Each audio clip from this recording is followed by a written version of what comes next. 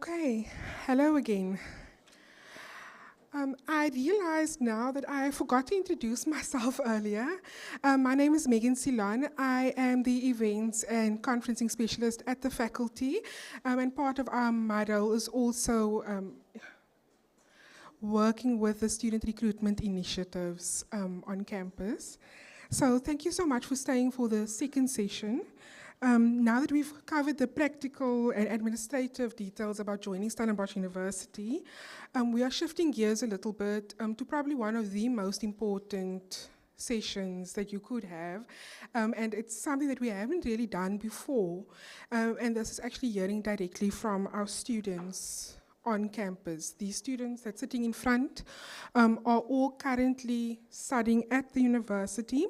They've experienced what you've experienced. They've experienced the nerves and the stress and the worry about getting here, but they've also been through quite a bit of their journey at the campus itself.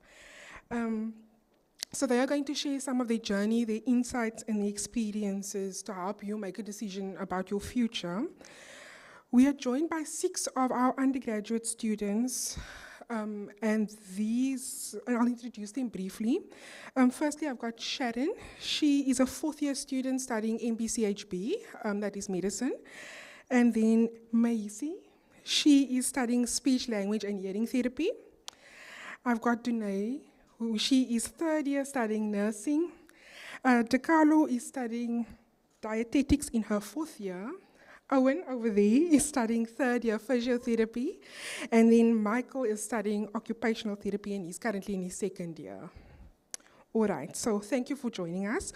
We'll dive right in. So I thought firstly I'll ask the students just to share with us why they chose their program and why they chose to study it here at Stellenbosch University. I'll start with Sharon first.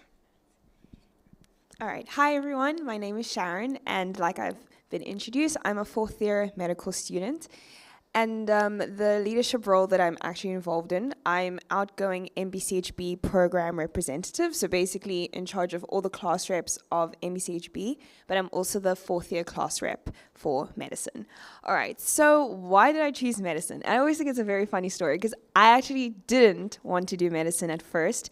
And it wasn't because I had clear points. I actually said I don't want to do medicine because my parents said they want me to do it. So I said, oh, you want me to do it? Then I'm not going to do it. So then I found myself, researching about occupational therapy, physio, and I said, okay, I want to do all of those ones, but not medicine. So I was really still trying to stick with healthcare, just not going the medicine route because, again, my parents. And I didn't want to be that student. So then, I'm a Christian, and I remember talking to my dad about this, and he was like, why don't you go into fasting and praying? So I said, okay, let me do that.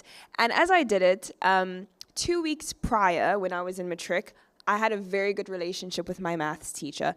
And then she said, I asked her, do you think I should go into medicine or event planning? And she was like, I'll get back to you. And then 2 weeks after, so I did my fasting and my praying, and then the next day, she messages me. She's like, sorry, I forgot to tell you. You should go into medicine. And I was like, okay, well, that's a little bit suspicious. Then the next day, a family friend of ours called us a year ago. And then he called my dad, and he's from the UK. So he was like, sorry, can I just speak to Sharon? And my dad was like, okay.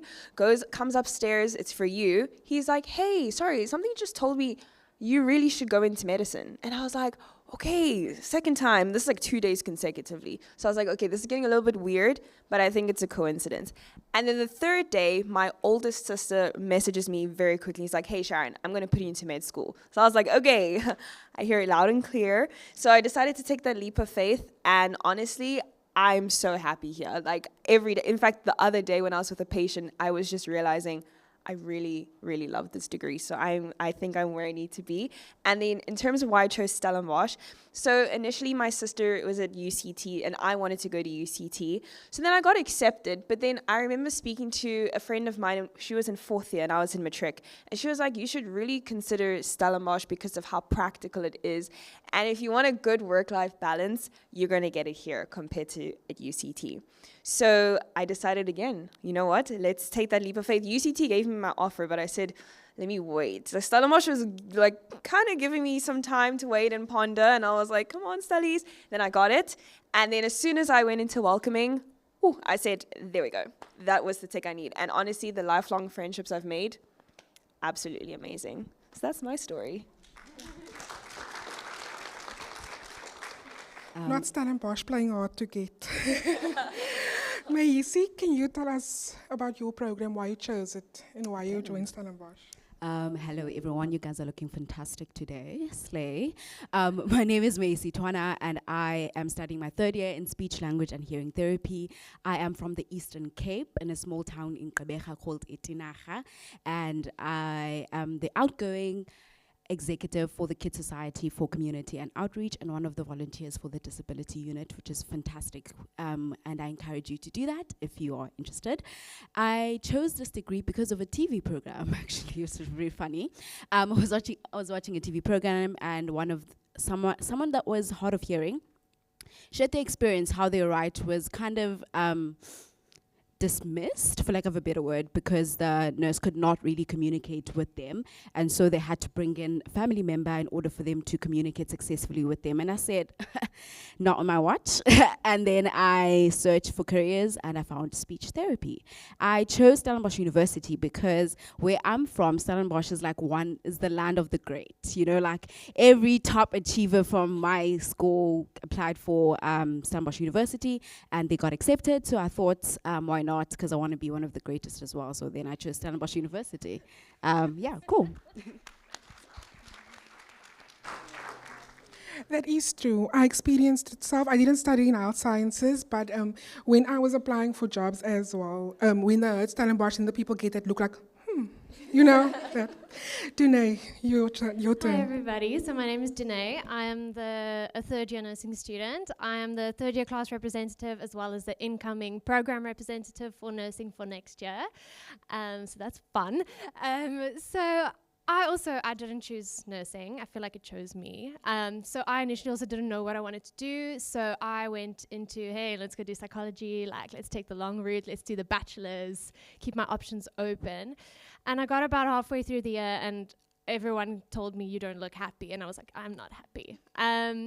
So I made the big leap of faith, and I chose to change my degree. I went to shadow a long, long time because I knew I wanted to do something in health sciences, but I wanted something where I could be practical but also involved. And I think that's what makes nursing so amazing, is you're involved from the start to the finish, and you really get to build those ongoing relationships with your patients. And that's what attracted me to nursing. Yes, it's long hours, but it's more time to spend with your patients. So that's so amazing. And when I went to shadow, I got home that evening and I said to my parents, this is what I want to do. And it took me a while to get in here, not gonna lie. But yeah, I can just thank the Lord for getting me here. That's all. And I chose Stellenbosch because it's close to home. So that's very convenient. But also, I think just coming from main campus to this campus, I can honestly say that because this campus is a little bit smaller, don't discredit that. It makes us such a little family. Like, I mean, I know each and every one of my classmates' names. I know each and every one of my lecturers personally. You walk past the halls, you walk into people, and you start random conversations. The support system we have here is truly incredible. Yeah. Thank you, Danae. What you said was true. You know, every year we host a annual homecoming event, and this is for our alumni specifically. And every year we have 4 groups. Some people this year was like 1984, 1994, 2004, and 2014. And students, when they get together at homecoming, they still have those bonds that they had when they graduated back then, because you can see those students went through the struggle together. There's just a family relationship that is built among our students. Okay. Takalo, please. Hi everyone, my name is Takaro Mufamadi. I'm a 4th year dietetics student, and I'm an outgoing chairperson for Shofa Tagabek Society for 2024-2025 term. And I'm originally from a township called Orange Farm in Johannesburg. And the reason why I chose dietetics, honestly, I also don't know what I wanted to do or what I wanted to become as a career. So I only discovered dietetics when I was in grade 11 through a TV show as well. So I was watching my 600 LB, I think my 600 LB live on TLC. So that's when I discovered dietetics. And for me, I wanted to also like just empower people to know that nutrition or food is not just about eating, but there's more beyond just eating for pleasure, but it's also like how nutrition affects our lives, our physical appearance as well. So it was because of that. And the reason why I chose Stellenbosch, I applied for dietetics in two universities, so NW, Northwest University, and Stellenbosch. And the reason why I chose Stellenbosch over the other one, so I had people saying that with the NW, their lectures, it's conducted in Afrikaans, and I didn't know Afrikaans, so I was like, I'm not gonna go there. And then also, Stellenbosch is a bit far from home, so I wanted to be far away from home because I wanted to learn independence, to become more independent, honestly. There's nothing wrong with my family, but I just wanted to be, I wanted to become more independent and be my own self, so that's why I chose Stellenbosch, yeah. Tekalo, we love that you were that student. Okay, next up we've got Owen, who will share a bit about physiotherapy, why he chose it. Greetings everyone, my name is Owen Buerta. I am a third year physiotherapy student and I am also the outgoing chairperson of the University of Stellenbosch Student Physiotherapy Society. It's a lengthy name. So the reason I chose physiotherapy is actually after school I was playing rugby. I was a contracted under-20 player at a franchise, I won't name, and then also spent a year in France playing rugby there. Unfortunately, I dislocated my shoulder in a match, had to go for surgery. Then after the surgery, the physiotherapist for the team cleared me because they needed me for playoffs. He cleared me way too soon, and I re-injured, and I could no longer play rugby. So I lost out on a career there, and so I decided let me become a physiotherapist to then maybe one day I can be better and not succumb to the pressures from people above me, and I can look after the players better. What is quite funny now though is on my rotations in hospital, I have now discovered a true love and a true passion for hospital care, more acute care.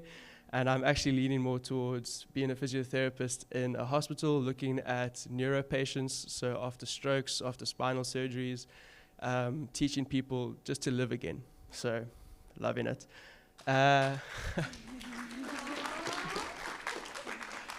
And I must say, when it came to choosing Stellenbosch University, it was an obvious decision for me. Looking at the physiotherapy program here, it is a cut above the rest. When you have that on your CV, and when I spoke to friends who are physiotherapists, family friends who are physiotherapists, practice owners, they said when they saw the applicant to join their practice and it said there Stellenbosch University, it was almost immediately brought to the top of the list. And even now, speaking to clinicians at the clinical sites, they have more faith, I'll say, in the students from Stellenbosch University, and they give us a lot more responsibilities and they give us a lot more opportunities. So it was definitely the correct decision. And also looking from a point of view of balance in life. When you're here at Stellenbosch University, obviously work hard, yes, but at the same time, if you want to go to the beach, it's down the road. You want to go to the mountains, up the road. There's so much to do here. There's so much that you can do with your life here. And I truly believe that you can find a home here. Thank you, Owen. And then lastly, we have Michael from Occupational Therapy. It's going to be hard to follow up that story from Owen. Hi, everyone. My name is Michael Warmington. I am a second-year occupational therapist. I think I'm the youngest here. And I am one of the chairpersons of the Occupational Therapy Student Council, which is just an amazing council to be a part of. And why I chose to do OT, I always wanted to really help people in just a genuine way, whatever way that might be. I just wanted to make an impact on people's lives. And I didn't exactly know how to do that. So I was recommended OT by someone and they said, look, I really think you're going to be like a really good OT. Please look into it. And it was around that time, grade 10, 11, you need to start looking at these kind of things. So I did, and I shadowed an OT for, I think, only 3 or 4 days.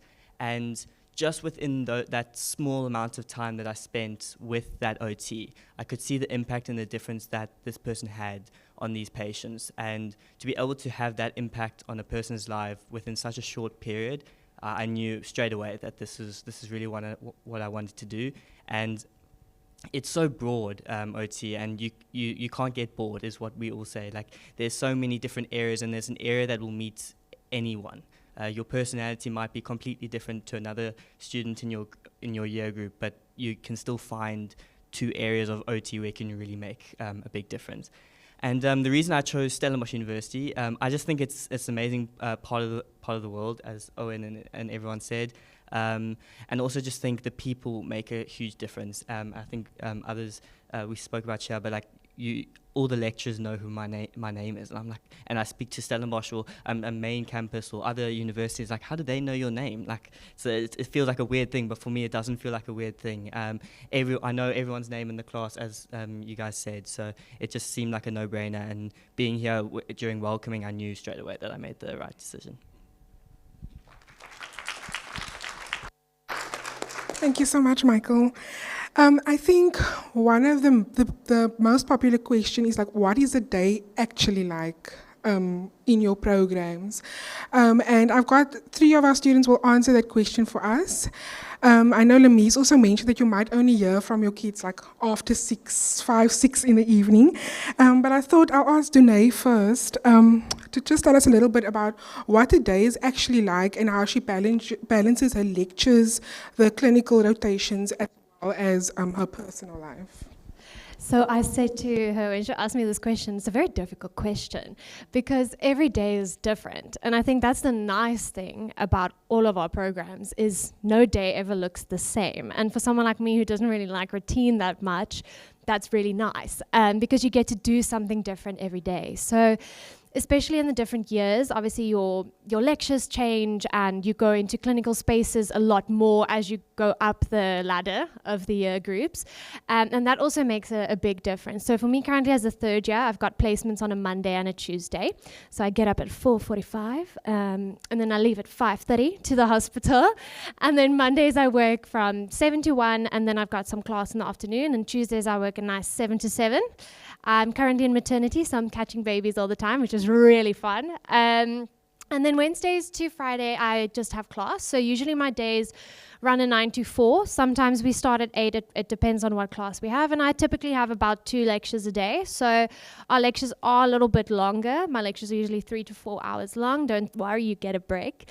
But yeah, that's my typical day is about 4 to 5. And then I live at home, so I drive in and out. Gives me that nice brain break. And honestly, it really does help with the work-life balance, like you said.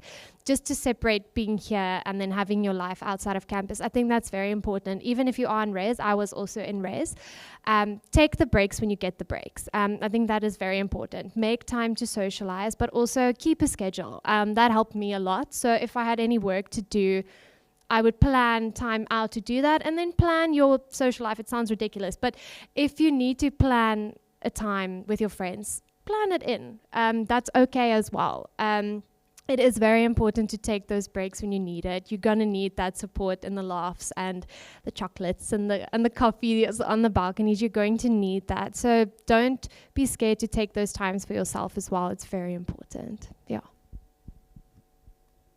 Thank you, Danae. I think our next speaker is Maisi to tell us about her day. I think this question is very interesting because one of the interesting questions that I meet whenever I tell people that I study speech therapy is, do you teach people how to write speeches? No. Okay, we don't do that. But like she said as well, as you progress throughout the years, your schedule looks differently. And currently my 3rd year, 2 days of my week are dedicated to classes. So on Monday and on Fridays, I have classes starting from Mondays 10, Fridays like 9. And then the rest of the week is dedicated to clinical rotations. So 3rd year looks like going to school. So I go to a special school, and then I go to a mainstream school, and then I go to the voice clinic, which is located in the Tygerberg Hospital. So as we progress, it looks differently. And like they've mentioned as well, the first 2 years are on Stellenbosch campus, and then the rest of the years are here as well. this year I had to learn how to adjust to the campus. So social life is a bit interesting, but it consists of me trying to find a community, church hopping, because I am a Christian girl, so I church hop a lot, and having very impromptu sessions with my friends late at night and dissecting series, which is very fun. And like she said, you do have to schedule social interactions sometimes because it can get a bit hectic. But I think it is very nice. I enjoy my clinical rotation as well. You learn a lot, and we learn to help people how to communicate. In schools, we teach children that may have been delayed in their literacy and their language, and then in special schools, we also do that as well. But you get exposed to so many things.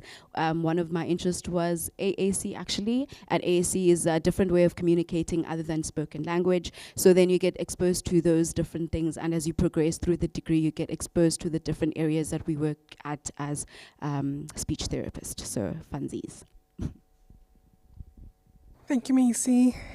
And lastly, Sharon, I think MBCHB is probably the biggest of the crowd today, but I think it's important that you understand what your day would be like in that program as well. All right. Okay. So, before I go into my schedule, I'm just going to give a disclaimer. Despite the amount of leadership positions I try and do, as well as trying to keep up with my academics, I will never let it compromise my social life, because mental well-being is very important. You can never know everything in this degree. Even when you graduate, you are still learning. When you're a doctor, you're still learning. So I said, if I'm just never going to know everything at this point in time, I might as well give credit to my mental well-being and hang out with my friends, talk with my friends, go out to Cape Town. So that's just a disclaimer. Okay, so I'm going to break it up in first year, second year, third year, then fourth year and fifth year, and then final year, because those are just, the schedule's not the same. And I'm in fourth year, so I can just give an idea of fifth year and then final year. So in your first 3 years, it is content heavy. So a typical day would look as though you have from 8 a.m. till 12 p.m. you have self-study. So that means you are doing all the lecture slides, all the podcasts. You are doing that in your room, hopefully. Some people sleep in, which is not ideal, because then from 1 p.m. till 5 p.m. you come here to this campus. You'll have lectures in the education building, so the lecturers will come. Sometimes they touch on the work, which you hopefully would have done that morning. And if you didn't, well, then you're just going to be listening and not know what's going on. And then between 12 and 1 is lunch. Then after that, I would maybe have meetings after that, and then I would talk to my friends in the kitchen, and then I would study practically the rest of the day. And in this week, some days you would go to clinic. So once every 2 weeks, you would also wear scrubs in first year. You would go to clinic and you would interact with patients. And then other times you'd also go to the skills lab on the 5th floor and have mannequins to practice drawing blood or things like that.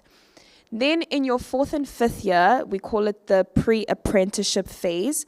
So essentially, there are no lectures anymore. You are now in hospital every single day. So I just finished my orthopedics block, and that comprises of a vast amount of things. So it depends what block you're on. You can be on pediatrics, you could be on internal medicine, surgery, ortho, psych, it varies. So I can't give a typical day of each one because they're very different, but you would go to hospital maybe 7:30 or 8 in the morning. Maybe you'll be done by 1. Hopefully you can get lunch. If not, some blocks like internal medicine, they could span over to 4 p.m. and then you quickly go get food and then you come back because you're on call till 11 p.m. So some blocks tend to be more demanding than others, but you're in hospital every single day in 4th year. So right now when I was on orthopedic surgery, I would go to hospital at 7:30 in the morning, then I would see patients, and then we'd be done in the afternoon. I'd come back, eat food, I'd do my Pilates, then I'd speak with my friends in the kitchen, hopefully it doesn't go overtime. Then I'd go to a meeting, come back, do work. I sleep late, but I'm not the ideal person when it comes to good sleep hygiene. And then we'll do that cycle again. Then in final year, we call that the distributed clinical apprenticeship. So essentially, you are an intern, but you are unpaid. So the same process goes out when you are when you're done graduating, you become an intern, you apply to go to a specific hospital. So the same mentality is actually being adopted in final year, but like I said, you're not getting paid. So we get to choose where we want to go. Before that year starts in final year, you actually have a month of doing an elective. So if you want to go abroad, you can go abroad. If you want to stay here, do another rotation that's not offered in this university, you can basically do whatever you want in that month. Then from that time being till the end of the year, you are in wherever hospital, Woestert, Paul, wherever, and you are basically an intern that is not paid. And that is essentially the very rough idea of how schedule would look. Well, my schedule at least. So yeah. Thank you, Sharon. Sharon mentioned a few things. I just want to clarify those who weren't at the open day. Our distributed training platform refers to the various places that our students get placed. So we've got stations across the country where our students are then placed. Most of them are in the Western Cape, but there are a few, I think in Bloemfontein or Uppington, there are a few places that are a little bit further, but most of them are in the Western Cape, as far as Robertson, and then also this way, but don't ask me names. Okay, Sharon mentioned mental wellness. So mental wellness is extremely important, especially for our students. They are on long programs. The MBCHB program is 6 years. The other programs are 4 years, right? 4 years, and it's long programs, it's very challenging, and in the context, not just your daily life as a person and what you deal with, there are other things that affect you. Our students will very likely see someone pass away, and they will experience that for the first time. Sometimes when they come to class, it will be the first time that they see a cadaver. There are other things, maybe difficult patients that impact them. So that all impacts the person and your well-being. And as such, this faculty specifically has a lot of support structures in place to support our students. So the next question I have for our students is just to give us examples of support structures that has helped them in many ways. Lemise is one of those support structures, but they will give you the actual experiences that they experienced. DeCarlo, do you want to start? Yes, that's fine. So, like as she mentioned, there's a lot of support system that we have, and then I also have used one. It's for free, guys. So I would advise you to use them. It's for free. No, there's no need for you to pay. You just book an appointment. So in my third year, that was last year, so I was struggling. I felt like I was sinking. The module was drowning me. So I did apply to get to get an appointment with our academic advisor. She's actually here. There she is. So I did have, I think it was 4 sessions with him. So it was basically like I think for me, it was more of opening my mind to realize that studying doesn't have to be difficult as we think it's supposed to, as we make it look like. So I think also changing your mindset about studying, it really helped me a lot to realize that I don't have to always drag myself when it comes to studying, but you actually need to enjoy what you are doing, enjoy when you are studying, and not make it like it's a hard thing for you to do. So she also mentioned, so I was usually studying in my room. So that was something that made me a lot of drag my feet, because I'm always in my room. I don't have, my social life is not that, yeah. But I'm always in my room. So she just advised me that let's make my room it's more for sleeping, for eating, but not for studying. I need to change where I study so I can be more productive. So I didn't like studying in the library at first, but I was able to now adapt and be able to enjoy studying in the library, which I do sometimes, but now I'm more able to study in my room, but I also study in the kitchen, so which has helped me. So yeah, it was basically it was helpful for me, and now that obviously I did pass, that's why I'm in my 4th year now, so I was able to pass the module.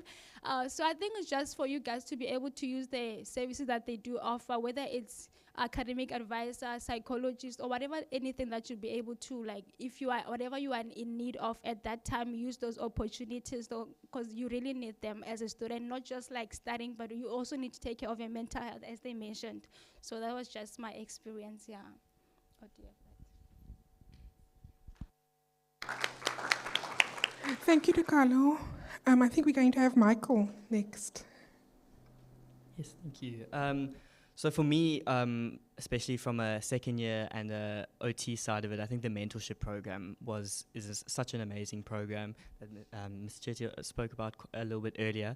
But I just think often when we ask people for advice, our first thoughts are, but you don't know what I'm experiencing, or you don't know what I'm going through. But this mentorship program, they do. They know exactly what you're going through. And I think having someone that went through the same thing, probably had the same stress, same thing that they worried about, they wrote the same exams, they went through the process, and obviously they got through the process. So having that person to just WhatsApp and say, look, I'm struggling with this, like, what do I do? Or do you have any advice? And 99% of the time they know like what to do, what to help you with.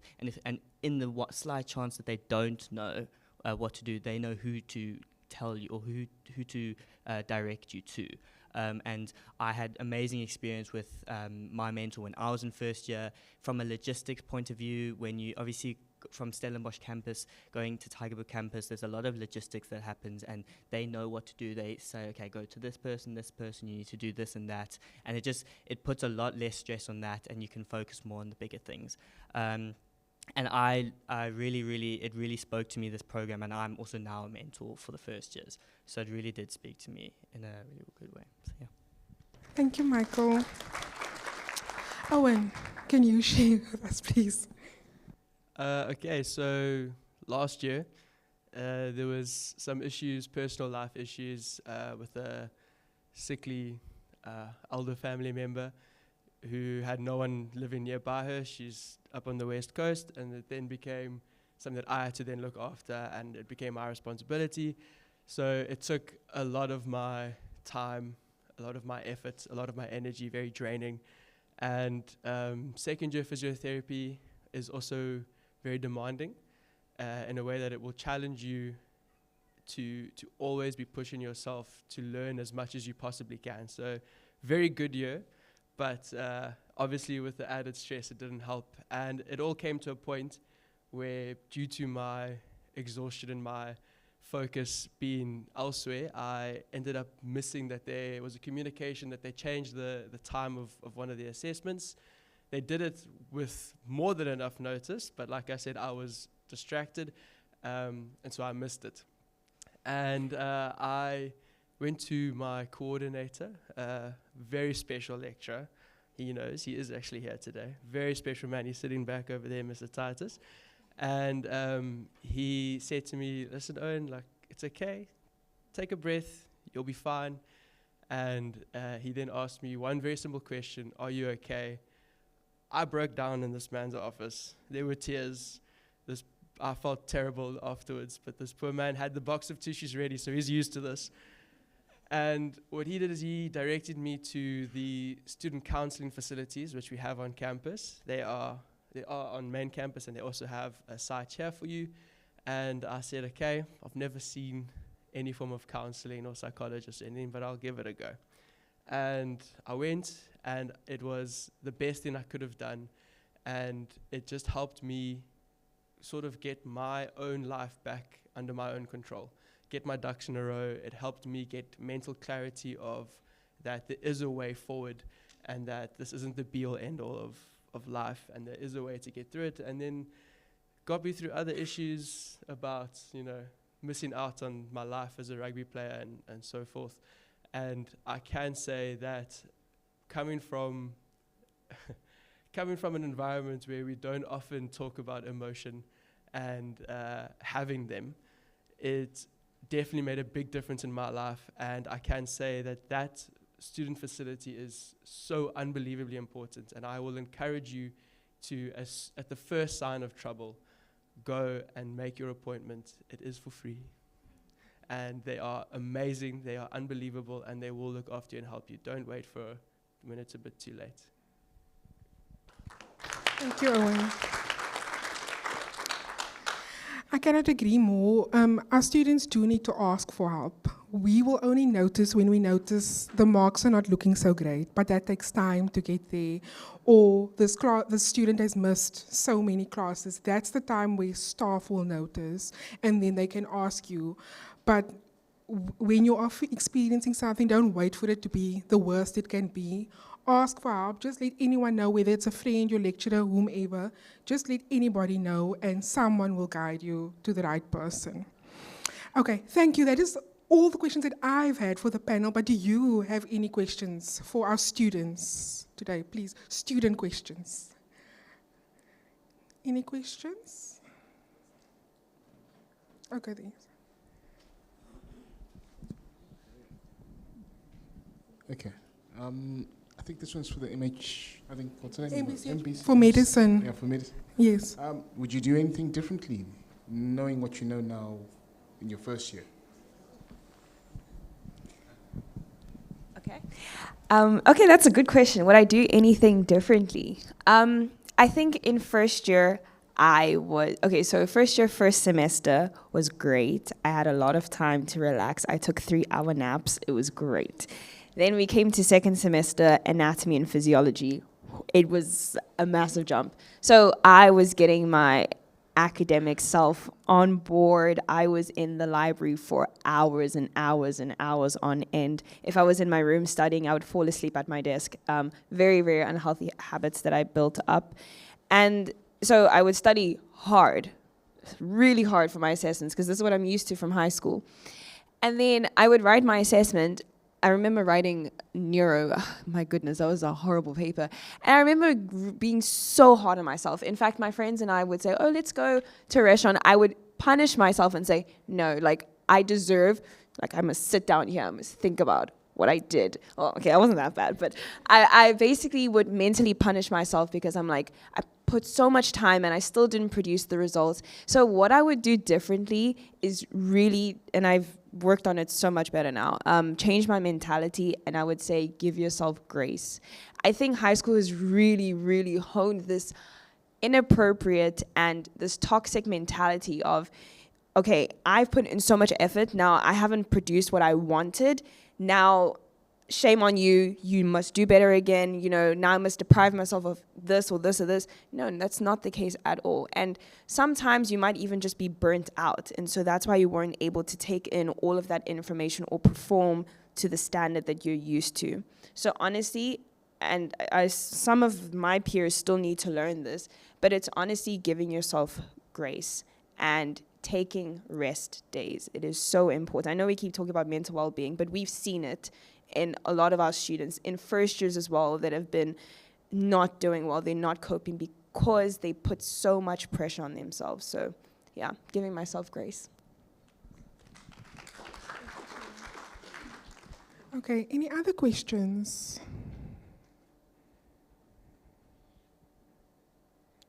Nothing? Okay, so just lastly, before we end off very quickly, I just want each of our students to give one piece of advice to our grade 12 sitting here today and who will join us in November. Michael, do you want to start? Thank you. My advice for now and going forward would be just to don't sweat the small stuff. Focus on each day, take it one day at a time, because you'll find if you try to take things too much, it'll become very overwhelming very quickly. So just take it one day at a time, and you will look back and you'll be like, no, it wasn't too bad. Like, I'm going to be fine. So yeah. Get an air fryer. No, I'm joking. I would say don't forget to live life. Yes, it is important. You're a student, you're studying, you're here to learn, but don't forget to live life. Stop and smell the roses, please. Your life isn't just books. Look at everything that you can do. Be active. Have friends, please. Balance is so important. I think I was also going to say the same thing as Owen said, but just to add on that, I think also you're not just here to get your degree and go and become a health professional, but you're also here to create memories and also like form relationships that are mostly like long lasting compared to the ones that you had in high school. So yeah, live your life, guys. Don't be consumed by academics or yeah, just that. I think I can honestly agree with everything you guys have said, and also about having grace with yourself, but just more from an academic perspective. Like, it is okay to ask for help. In fact, it's encouraged. And it's also okay to not know what you're doing. I think that's the thing that I learned, definitely. Like, it's never too late to change your mind. It's never too late to try something new. Age is just a number, you guys. If you want to change your mind, change it. It's okay. Experiment, learn, grow. That's part of life. And that's a big part of university as well. You're going to grow so much as a person. So embrace that. It's fun. I would say one piece of advice is to tap into your support system, and I would really like to encourage the parents as well to show up for their kids. Make that favorite meal for your child and ask and call and ask how they are, because it's very important, and it can be very isolating if you're in an academic space and you feel so much pressure and all of this is on your shoulders. So just tapping into your support system just lifts all of that, and I think it's very helpful. There's a song actually for that from Lion King. If you want to go fast, go alone. But if you want to go far, then just, call all your friends. Oh, yeah. Okay.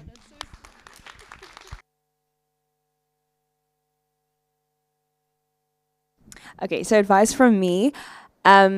Imposter syndrome is very real. Imposter syndrome, I thought it would leave me in my junior years. No, it still creeps up on me from time to time. So in other words, you are in a ward round, for example, and then the doctor asks you, what is the mechanism of action for this drug? And you learned it last year, but it's gone way over your head, and now you have no idea. And then the doctor said, you did this last year, why don't you know? And then you think, am I cut out for this? It happens. It creeps up on you, to every single student. You will continuously be told you are the cream of the crop. You have been selected by, this prestigious university. You guys are used to doing so well in high school. You should keep doing well. Forget all of that stuff. Yes, you must do well and you must work really hard. But at the same time, if you don't remember the work, allow yourself to forget. You're going to touch on it again. Repetition is key. To just remember something once and then lock it in your brain, no, you must be superhuman to do that. So imposter syndrome is real. Recognize it, but don't glorify it.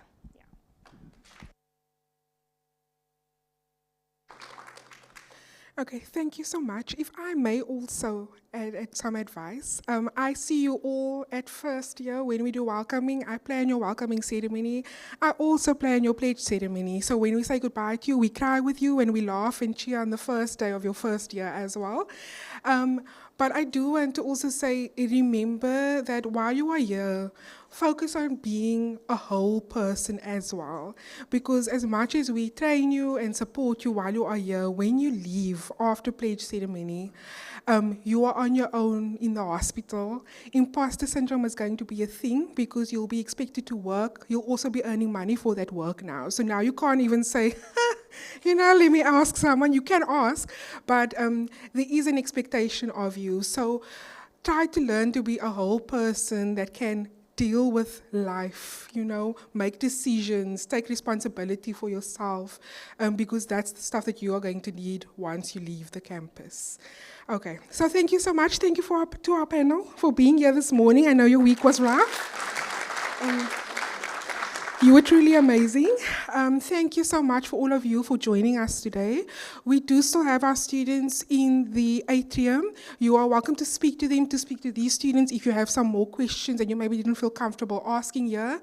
Our residence groups are also in the foyer. If you feel like visiting a residence and seeing what it looks like, they are doing tours as well, and they are very willing to take you there, so please do join them as well. Okay, thank you so much. Have a lovely weekend further.